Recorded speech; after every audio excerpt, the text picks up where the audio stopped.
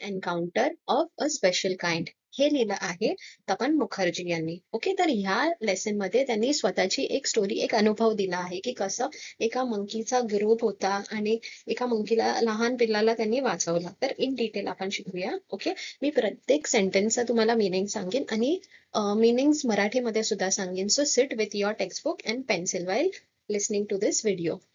My father was a medical professional working for a private company in Raniganj in West Bengal. तर जे लेखक होते त्याचे वडील राणीगंज मध्ये कामाला होते, ते वेस्ट बेंगॉल मध्ये होतं. ठीक आहे, एक प्रायव्हेट कंपनी होती. The officer of the company were housed in individual bungalows inside a large campus. तर सगळे ऑफिसर्स त्यांना एक एक बंगलो दिलेला आणि मोठी अशी कॉलनी टाइप होती, campus. Okay, our house was in the corner of the campus. The officers club was adjacent to the boundary wall of a garden.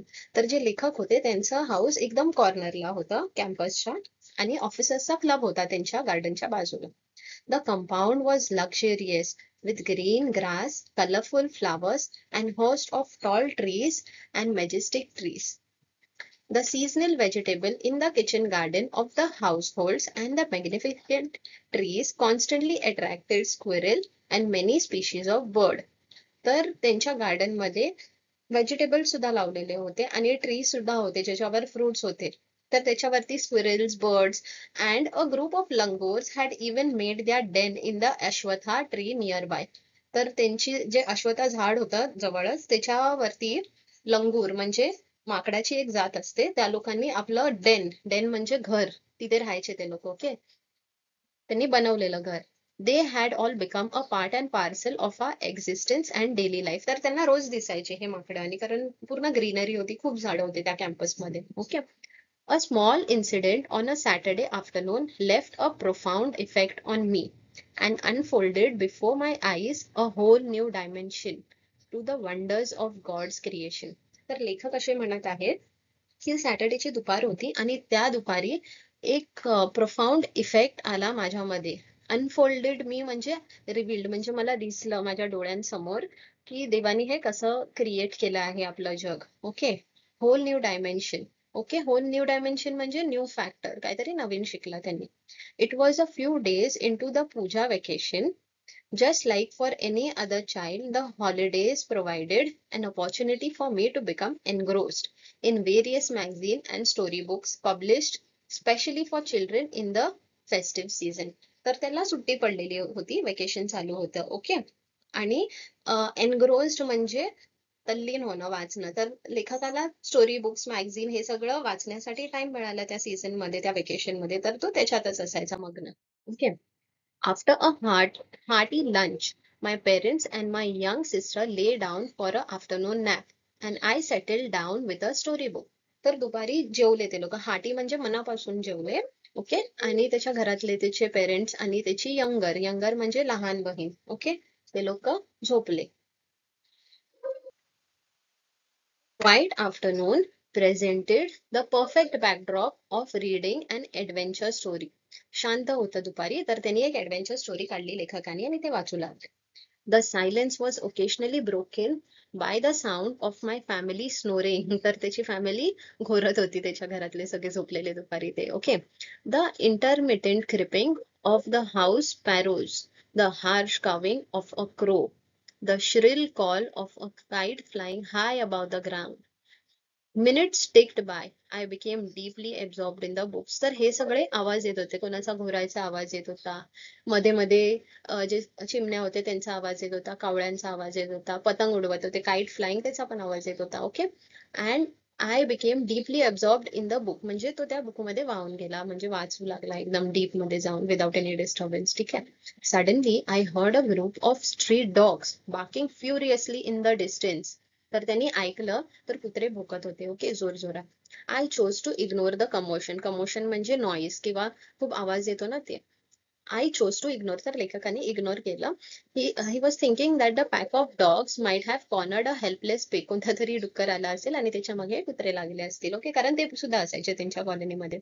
But soon the barking became louder and more aggressive. Aggressive म्हणजे एकदम खुंखार, कसं रागात कसं बोलतात तसं.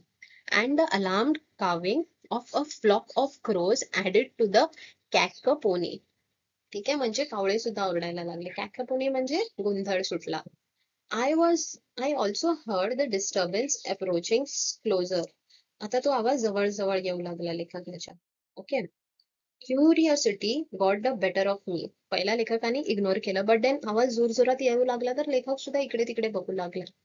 Leaving the book aside, I rushed to the veranda to see what was going on. तर तो बाहेर गेला त्याच्या व्हरांडामध्ये बघायला. I glanced towards the roof of the clubhouse and saw something horrible. Okay, त्याने वाकून बघितलं, जे वरचं छत होतं, रूफ होतं क्लब हाऊसचं, तिकडे त्याने बघितलं.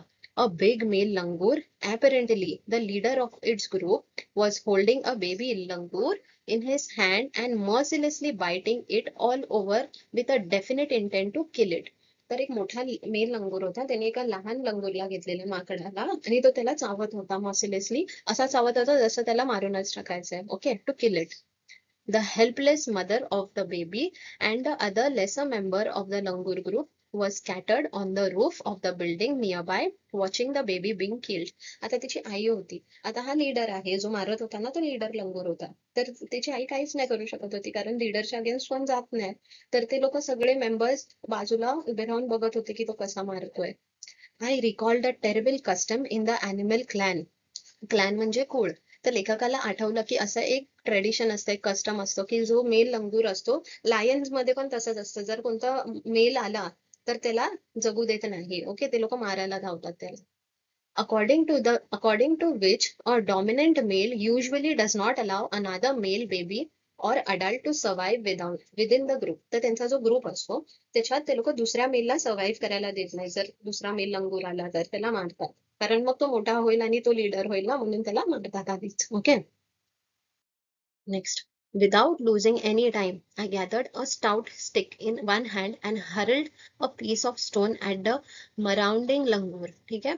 लेखकाने उचलली एक स्टाउट स्टिक, म्हणजे छोटी कडक. ओके, कडक स्टिक त्यांनी उचलली आणि हरल्ड म्हणजे फेकलं त्याच्यावरती, एक दगड मारला त्या लंगूरवरती. मेराउडिंग म्हणजे हल्ला केला. ओके, जो हल्लेखोर लंगूर होता त्याच्यावरती मारला. The langur was infuriated that it hardly took any notice of my assault. Infuriated म्हणजे संताप आला त्या लंगूरला आणि बघायला लागला इकडे तिकडे की कोण मला मारतंय. असॉल्ट म्हणजे प्राणघातक हल्ला. तर लेखकाने त्याच्यावर हल्ला केला, तर तो लंगूर डिस्टर्ब झाल्याने तो इकडे तिकडे बघू लागला रागात. But then I started throwing more stones. The dog on their part raised their pitch of cry. हे सगळं रूफ वरती चाललेलं, कौल्यावरती. ओके, क्लब हाऊसच्या. तर लेखक दगडी मारायला लागला त्या लंगूरला आणि मग त्यानंतर ते कुत्रे सुद्धा जोरजोरात भोकू लागले. The changed circumstances and the sudden and unexpected attack from unknown quarters forced the langur to drop the baby from the sloping roof over the veranda. तर ते वरती होते, तर त्याच्यावर अटॅक झाला त्या लंगूरवर, तर त्यांनी त्या माकडाच्या बाळाला सोडून दिला हातातून. आणि स्लोपिंग रूफ होता, म्हणजे आपले कौलारू घरं कसे असतात स्लोपिंग, तसे. मी एक फोटो लावेन इकडे तुमच्यासाठी. ओके. आणि मग ते पडले, तो बाळ होता तो पडला खाली. Okay. The baby was listless म्हणजे त्याच्यात जीव नव्हता. And appeared to be dead, म्हणजे लेखकाला वाटला तो मेला, एवढा चावला हल्ला केला त्याच्यावर तर मरेल. As its body started to slide down, the excitement of the pack of dogs grew manifold at the prospect of a good kill and meal. तर तो बाळ आहे तो सरकू लागला, पडायला आला. ठीक आहे. तर खाली कुत्रे उभे होते, ते लोक अजून जोरजोरात भोकू लागले, कारण त्यांना वाटलं की आपल्याला तो भेटणार आणि आपण त्याला खाणार. Okay. Keeping the dogs at a bay with the stick, I managed to catch hold of the baby langur's tail just as it tipped over the edge of the titled roof. तर ते लंगूर असं खाली सरकत होतं. Okay, असं खाली सरकत होतं, तर लेखकाने त्याला पकडला, त्याची शेपूट, आणि त्याला खेचला वरती. The baby appeared inert and lifeless. Inert म्हणजे अचल, हलतच नव्हतं, असं जीव नसल्यासारखं. Okay. It was indeed a male baby. ठीक आहे. तो मेल होता, जो बेबी होता माकडाचा तो मेल होता, म्हणून तो मारत होता. By this time, my parents and sister had come out on the veranda and were witnessing my rescue operation. Rescue म्हणजे सोडवत होता लेखक, ते त्याचे आई वडील आणि त्याची बहीण बघत होते, कारण जोरात आवाज आला ना, दगडियाने मारले त्याचा. Some of our neighbors had also gathered in the distance. आजूबाजूवाले पण उभे राहिले. I took the baby langur to our backyard and gently laid him on the floor inside the poultry coop. तर लेखकाने त्या बेबी लंगूरला उचललं आणि त्याच्या बॅकयार्ड म्हणजे पाठी ओढ्यावरती घेऊन गेला आणि पोल्ट्री कूप म्हणजे जिकडे कोंबड्या पाळतात तिकडे घेऊन ठेवलं. Okay. His body was full of deep bite marks and scratches. तर त्याला खूप लागलेलं, जखम झालेलं. Blood was oozing from some of the wounds. Oozing म्हणजे वाहत होतं, वाहने. ओके. तर त्याचं रक्त निघत होतं जिकडे जखम झालेला तिकडून. द बेबी रिमेन्ड मोशनलेस, म्हणजे असा शांतच राहिलेला, जीव नसल्यासारखा. My father provided first aid to clean the wounds and stop the bleeding. तर त्याचे वडील आले लेखकाचे आणि त्यांनी त्याला औषध लावलं, त्याचं जे जखम झालेली त्याच्यावर रक्त थांबण्यासाठी. I was relieved to find out that the baby was breathing even though his breaths were shallow. तर ते बेबी हळूहळू श्वास घेत होता. ओके. तर लेखकाला थोडं शांत वाटलं. रिलीव्ड म्हणजे थोडा सुटका झाली त्याची. Splashes of cold water made the baby स्टर. तर त्याच्या तोंडावरती थंड पाण्याचे असे शिंपडलं त्याच्या तोंडावर. And after a few shaky attempts he sat up. मग ते बेबी उठून बसला पाणी मारल्यानंतर. Okay. He was in a state of shock and started trembling like a leaf in the wind. तर ते घाबरलेलं, त्यामुळे ते थरथरू लागलं. Okay. His two little twinkling eyes welled up. Twinkling म्हणजे लहान लहान आईज. ठीक आहे. ते असं वेल्ड अप म्हणजे अश्रू आले त्याच्या डोळ्यात, असं पाणी भरलेलं. Welled up with tears and he started to sob with a muffled cry. ते ओरडू लागला हळू असं करून. Okay. Just like a human child would after experiencing a trauma. ते खूप घाबरलेला, ट्रॉमा. ओके. आघात झालेला त्याच्या बरोबर. I offered him a peeled banana which he accepted with his unsteady hand and began taking hesitant bites. आता लेखकाने त्याला बनाना दिला, केळा दिला. ठीक आहे. ते बाळाला शांत करायला. मग त्या बाळाने केळा खाल्ला आणि ते शांत बसला, माकडाचा बाळ. Okay. My attention was fixed on the revival of the baby langur. Suddenly, I had an uncanny feeling of being watched. I turned away from the coop and looked up. ठीक आहे. तर लेखक त्या बाळाला शांत करत होता, माकडाच्या बाळाला वाचवलं त्याने, शांत करत होता. तर लेखकाला असं वाटलं की कोणतरी आपल्याला लांबून बघतंय, तर तो बाहेर येऊन बघायला लागला. There sat a mother langoon on a kitchen roof, watching every move I made. तर त्या माकडाची आई, त्या बाळाची आई बसलेली वरती किचनच्या आणि ती बघत होती की मी काय काय करतोय. ओके. लेखकाला बघत होती. She simply sat there quietly as if convinced that no harm was being done to the child. आता त्या माकडीला सुद्धा समजलं की तिच्या बाळाला हे लोक वाचवतायत, औषधाने उपचार करतायत. Meanwhile, the baby sensed the presence of his mother and started to sob and cry a little louder. आता बाळाला सुद्धा कळलं की माझी आई तिथे बसली, तर ते बाळ सुद्धा रडू लागलं.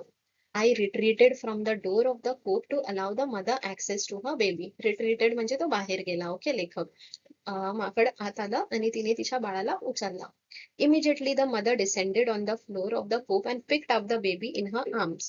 She gave the baby a thorough body inspection to check his injury and then cuddled him tightly in her bosom. तर तिने त्या आली खाली, तिने बाळाला उचलला आणि चेक केलं की कुठे काय लागलंय, काय कुठे कुठे लागलंय. आणि मग तिने त्या बाळाला मिठी मारली. The baby found great solace in her. Sat still with the baby in her lap for a few minutes. It was almost as if she was pondering over her option and trying to figure out how she could keep the baby safe from the further assault. आता त्याच्या आईने त्याला घेतलं आणि 2 मिनिटांसाठी बसली आणि विचार करू लागली की मी काय करू, मी कुठे जाऊ. पॉन्डरिंग म्हणजे विचार करणे. ओके. मी कुठे जाऊ त्या म्हणजे माझ्या लेकराला वाचवण्यासाठी, अजून पुढे त्याच्यावर हल्ला होऊ शकतो. For a few seconds, the mother langur looked straight into my eyes. Even today, I cannot forget that look in her eyes, showering silent gratitude on me for saving her child. तर ती आई लंगूर ती बघू लागली लेखकाकडे, त्याच्या डोळ्यात बघू लागली आणि एकदम मायेने बघू लागली आणि थँकफुली बघू लागली. ग्रॅटिट्यूड म्हणजे थँकफुलनेस. ओके. तर तिने थँक्यू बोलला लेखकाला. ओके. तिच्या डोळ्यातून. I was overwhelmed by the emotion, the sentiment, and the way she said thanks to me. There sat a universal mother holding a stricken child in her lap. Universal mother म्हणजे involving everywhere. तर सगळ्यांच्या आई, जे मातृत्व असतं ते प्रत्येक जनावरातही तसं असतं आणि माणसातही तसं होतं. ओके. स्ट्रायकिन चाइल्ड म्हणजे जे पीडित होतं. ओके. पीडित बाळाला घेऊन बसलेली.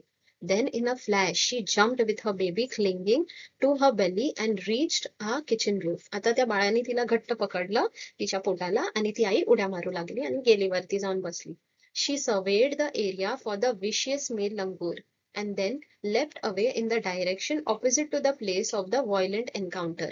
आता जिथे हल्ला झालेला ती जागा तिने बघितली आणि त्याच्या ऑपोजिट म्हणजे त्याच्या दुसऱ्या बाजूला ती चालू लागली. Okay.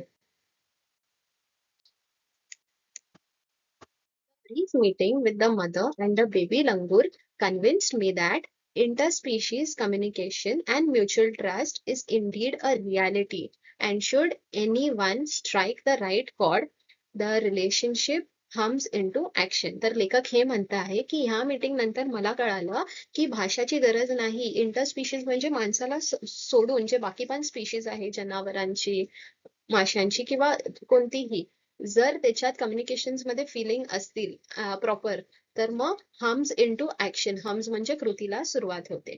The mother langur showed me that food was not the only means of communication between man and animal, but that there was other means of establishing a bond through trust, compassion and mutual understanding. तर ती आई तिने व्यक्त केलं की तू माझ्या बाळाला वाचवलंस त्याच्यापासून, तर थँक्यू, कारण मी नाही करू शकत होती पण तू माझी हेल्प केलीस.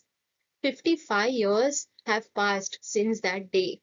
I am now 70-year-old, but I still fondly remember that encounter of a special kind. आता जे तपन मुखर्जी आहेत ते 70 इयर्सचे आहेत. ठीक आहे. आणि ते जेव्हा 15 वर्षाचे होते तेव्हा हा इन्सिडेंट झालेला, पण आजही त्यांना तो आठवण आहे, कारण ती फिलिंग होती त्याच्या त्या इन्सिडेंट मध्ये. आणि हा एक स्पेशल एन्काउंटर होता. Okay. So friends, this is the end of our chapter and thank you for watching this video. For more videos, subscribe. आणि काहीही हेल्प लागेल तर प्लीज कमेंट सेक्शन मध्ये मेन्शन करा. I will help you. Thank you.